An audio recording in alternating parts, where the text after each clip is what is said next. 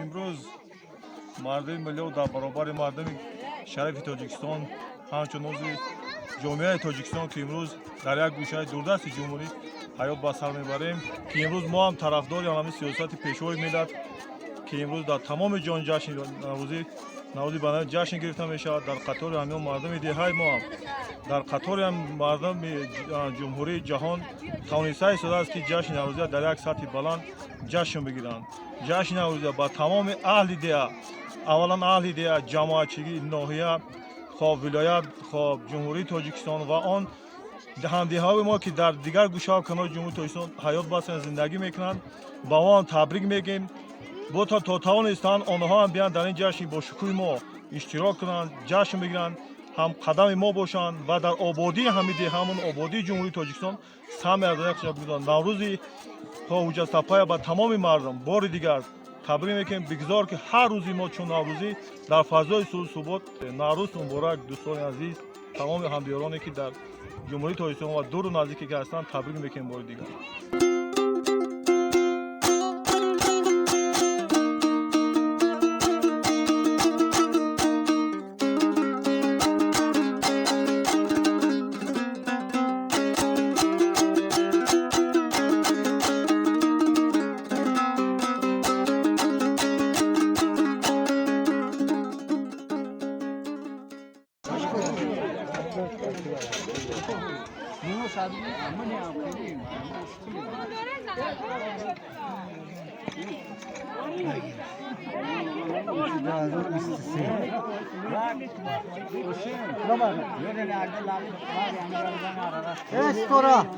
Sonra.